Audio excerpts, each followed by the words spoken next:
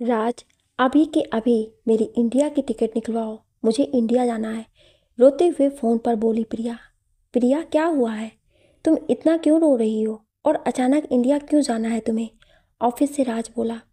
प्रिया बोली, पापा नहीं रहे राज। 3 दिन बाद पापा की 13वीं है, हमें आज ही निकलना पड़ेगा। राज बोला, एक बार मुझे घर आ जाने दो प्रिया, फिर मैं टिकट निकलवाता हूँ इंडिया की। राज जल्दी से घर पहुँचता है और घर आकर देखता है तो प्रिया बहुत रो रही होती है। राज को देखते ही प्रिया कहती है, हमारी जल्दी से इंडिया की टिकट निकलवाओ, अभी के अभी। राज कहता है, रुको प्रिया, थोड़ा ठहरो। प्रिया कहती है, यहाँ मेरे पापा मर चुके हैं और तुम्हें ठहरने की पड़ी है राज। राज बोला, प्रिया पहले तुम्हारी हालत तो देखो, और हम सब कैसे इंडिया जा पाएंगे? परसों से बच्चों की परीक्षाएं भी तो शुरू हैं।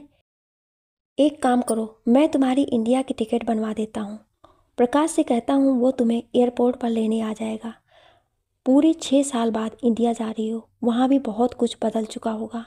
प्रिया जल्दी से अपनी पैकिंग करती है और पति और बच्चों को अलविदा कहकर फ्लाइट में बैठती है। फ्लाइट में बैठती ही प्रिया अपने अतीत में चली जाती है।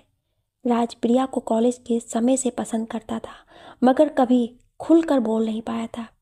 प्रिया भी मन ही मन ये बात जानती थी, सारे दोस्तों के मुंह से सुन भी चुकी थी कि राज उसे बहुत पसंद करता है, मगर राज ने कभी खुलकर प्रिया से अपने प्यार का इजहार भी तो नहीं किया था।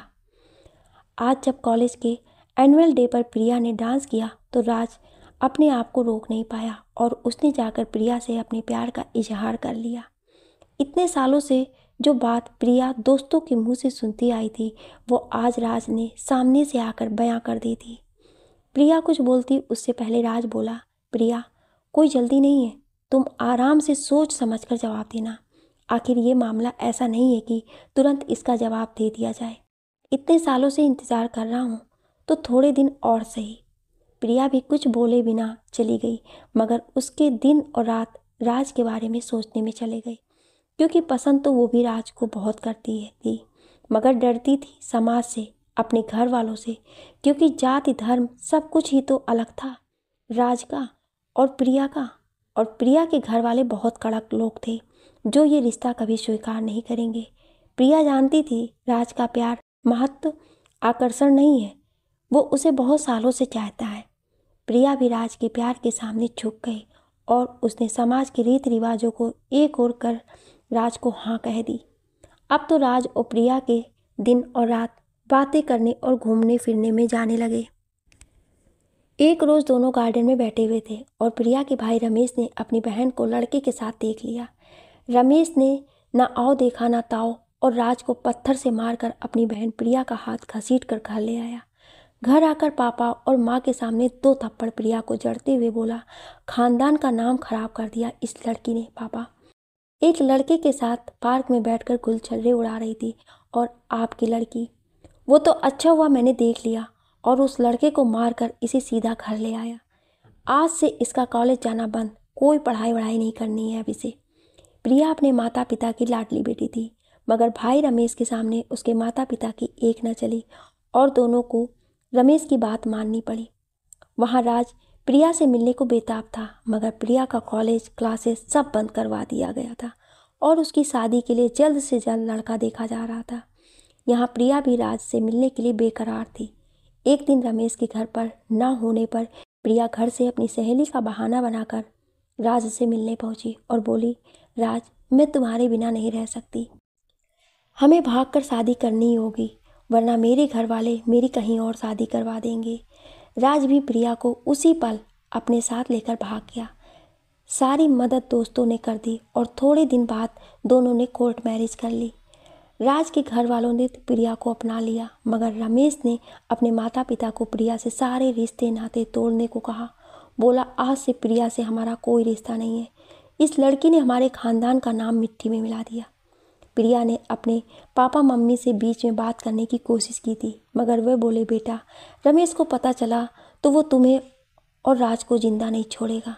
भगवान करे राज तुम्हें बहुत खुश रखे। बस वो आखिरी बात थी प्रिया के उसके मम्मी पापा के साथ। और उसके बाद आज माँ का ये कॉल कि बेटा 2 दिन बाद पापा की 13वीं है, तू हो सके तो आ जा। और वो भी इतना बोलकर फ़ोन कट गया। फिर प्रिया ने 3-4 बार वापस फ़ोन ट्राई किया मगर फ़ोन बंद दिखाने लगा। Ma'am, coffee. एयर होस्टेस की आवाज़ से प्रिया वर्तमान में लौटी। प्रिया बोली, नो थैंक यू। प्रिया का कुछ खाने पीने का मन नहीं था, उसे तो बस अपने माँ पापा की याद सता रही थी। इंडिया के एयरपोर्ट पहुंची तो राज का भाई प्रकाश प्रिया को लेने आ पहुंचा था। प्रिया प्रकाश को देखकर बोली, भैया माफ़ कीजिएगा, मैं अभी आपके साथ घर नहीं जा पाऊंगी। मेरे पापा नहीं रहे, मुझे मायके की बहुत याद आ रही है, इसलिए मैं पहले वहां जाना चाहती हूँ। प्रकाश बोला, जैसी आपकी मर्जी भाभी। प्रिया ने कैब की और अपने मायके के लिए रवाना हो गई। कैब रफ्तार से चली जा रही थी और प्रिया की आंखों में नमी बढ़ती जा रही थी। लो आ गया प्रिया के मायके का शहर और मायके की गली भी। वो चंदू चाचा की श्रृंगार की दुकान आज भी वहीं है, बगल में किशोर अंकल की किराने की दुकान। यहीं पर तो आती थी प्रिया। भले घर का कुछ भी राशन का सामान हो, किशोर अंकल के पास माँ एक डायरी रखा करती थी जिसमें अंकल हमारे घर का सारा सामान लिख कर दिया करते थे और ऐसी एक डायरी माँ के पास भी होती थी। फिर महीने के अंत में सारा हिसाब किताब होता था। सारी स्मृतियाँ प्रिया की आंखों के सामने घूम रही थी। उतने में बनवारी काका की मिठाई की दुकान दिखी, जहाँ की मिठाई बहुत स्वादिष्ट हुआ करती थी। कोई भी मेहमान आने पर पिताजी यहीं से मिठाई लाया करते थे। सोचते सोचते प्रिया की आंखें भर आई और प्रिया का मायका आ गया। बाहर से मकान का नक्शा बदला बदला सा लगा, शायद काम करवाया होगा। सोचकर प्रिया ने कैब वाले को पैसे दे दिए और नीचे उतरी। दरवाजे की घंटी बजाने हाथ उठे तो देखा दरवाज़ा थोड़ा खुला था। जैसे ही दरवाज़ा खोला, सामने एक औरत माँ पर चिल्ला रही थी, बुढ़िया तुझे पालने के लिए नहीं बैठी हूँ मैं, जो तुझे 2 वक्त खाना दूँ। तेरा पति तो सब बेटी के नाम कर गया। तेरी बेटी आ रही है या नहीं? तूने उसे बोला तो है ना आने को? वो औरत रमेश की पत्नी लग रही थी। दूसरी तरफ रमेश बोला, हाँ इस बार तो आना ही होगा उसे। मैंने माँ से बात करवा कर तुरंत फ़ोन भी कट कर दिया था ताकि उसे शक ना हो। मुझे ज़मीन जायदाद चाहिए, माँ कहे देता हूँ। अब प्रिया सब लेकर तुझे मेरे नाम करवाना है, समझी? प्रिया ये सारी बातें सुन हैरान थी। उसे समझ नहीं आ रहा था किस ज़मीन जायदाद की बात चल रही है और माँ का ऐसा हाल देखकर तो उसके पैरों तले ज़मीन खिसक गई थी। उतने में बनवारी काका ने उसे बाहर देखा और पास आकर बोले, प्रिया कैसी हो बेटा तुम? प्रिया ने झट से बनवारी काका के पाँव छुए और बोली, ठीक हूँ काका, आप कैसे हैं? बनवारी काका बोले, तू चल जरा मेरे साथ मेरी दुकान पर बैठ, तुझे कुछ बात बतानी है। प्रिया भी उनके साथ उनकी दुकान पर चली गई। बनवारी काका के आंखों के सामने पली बड़ी प्रिया पर बनवारी काका को पहले से ही खूब विश्वास था। वो बोले, बेटा तेरे भाई भाभी के राज में तेरी माँ की हालत दयनीय हो गई है। अच्छा हुआ जो तू आ गई, शायद अब तेरी माँ कांता जी को सुख के दिन नसीब हो। प्रिया बोली, काका मेरे जाने के बाद ऐसा क्या हुआ है यहाँ? बनवारी काका बोले, तेरा भाई रमेश और तेरी भाभी रीमा ने कांता जी और तेरे पिता शंकर लाल जी के साथ बहुत बुरा सलूक किया है प्रिया। दोनों कभी हमसे कुछ कहते नहीं क्योंकि रमेश के गुस्से से तो सब वाकिफ़ हैं, मगर बहुत दुखी थे शंकर लाल जी अपने घर के हालातों से। तू आ गई है तो सब पता लगा कर ही वापस जाना और कुछ भी ज़रूरत पड़े तो मुझे बेझिझक बता देना। प्रिया अपने आंसू पोंछकर वापस अपने मायके पहुंची। इस बार दरवाज़ा लॉक था। प्रिया ने डोरबेल बजाई तो उसी औरत ने दरवाज़ा खोला जो माँ पर चिल्ला रही थी। वो बोली, आप कौन? मैं प्रिया।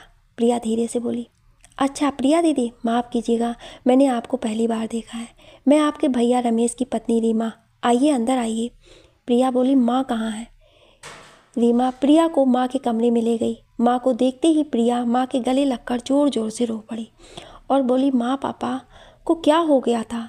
पापा हम सबको अकेला कर छोड़कर क्यों चले गए? कांता जी भी बेटी को देखकर ज़ोर ज़ोर से रो पड़ी और एक दर्द भरी आवाज़ जिसमें और भी बहुत कुछ अनकहा सा था। उतने में रमेश अपने कमरे से आया और प्रिया को देखते ही, प्रिया पापा हम सबको छोड़कर चले गए बोलकर घड़ियाली आंसू बहाने लगा।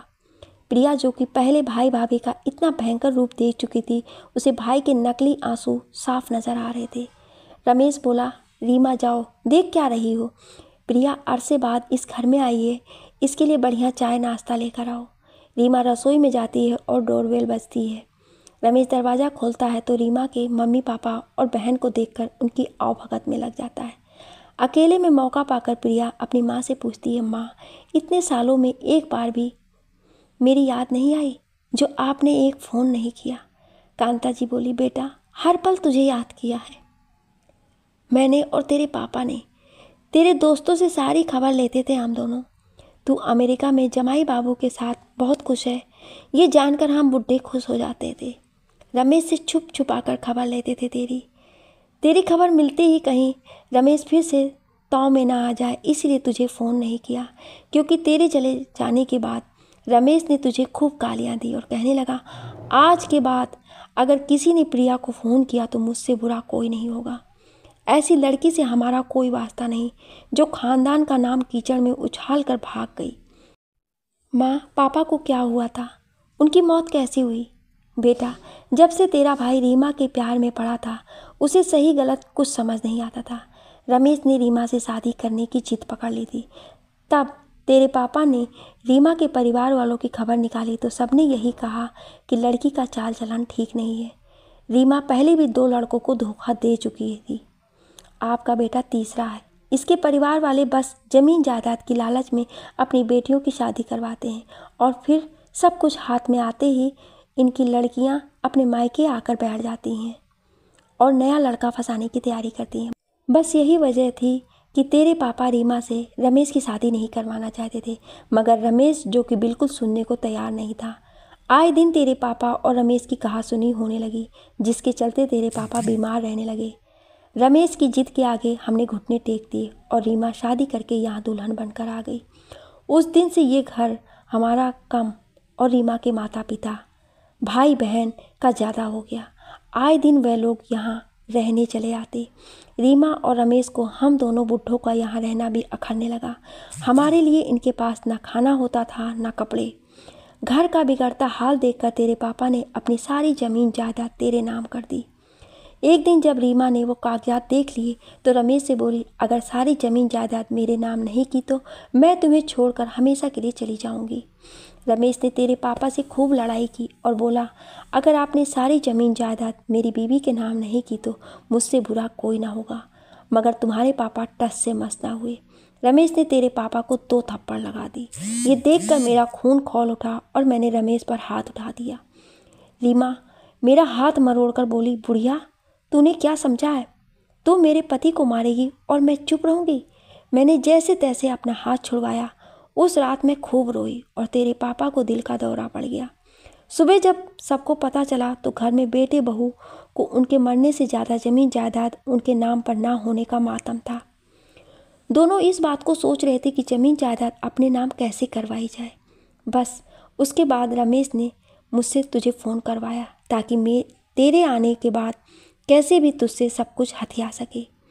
माँ, मैं तुझे इस नर्क में और नहीं रहने दूंगी।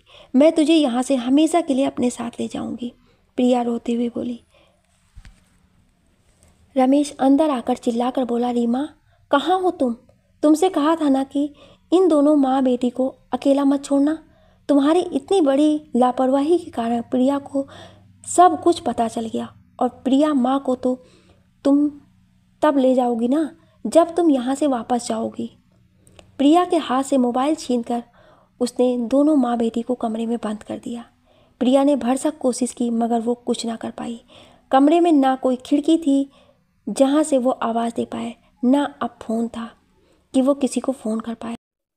थोड़ी देर बाद डोरबेल की आवाज़ आई। रमेश ने दरवाज़ा खोला तो बनवारी काका के साथ पुलिस खड़ी थी। रमेश ने बहुत चाहा कि वह लोग अंदर ना आ पाए, मगर पुलिस और बनवारी काका अंदर आ गए और कांता जी और प्रिया को कमरे से रिहा किया। प्रिया बाहर आकर बोली, भाई, जाको राखे साईं यहाँ मार सके ना कोई। मैं जब एयरपोर्ट से यहाँ पहुँची तो दरवाज़ा खुला होने की वजह से मैं सब कुछ समझ गई और फिर बनवारी काका ने मुझे बहुत सारे हिंट दे दिए थे। मैं काका से बोल कर आई थी, अगर 1 घंटे तक मैं वापस आपसे मिलने ना आई तो आप समझ लेना कि दाल में कुछ काला है और पुलिस लेकर यहाँ चले आना। बनवारी काका, अच्छा हुआ आप समय पर आ गए। और रमेश भैया, इस खानदान का कलंक मैं नहीं आप हो, जिसने एक ऐसी लड़की से शादी की जिसे सिर्फ आपकी जायदाद सिर्फ प्यार है, आपसे नहीं। इसके बहकावे में आकर आपने अपने ही माता पिता को इतना कष्ट दिया, यहाँ तक कि आपके कारण ही पापा की भी जान चली गई। आप जैसे बेटे इस धरती पर बोझ हैं।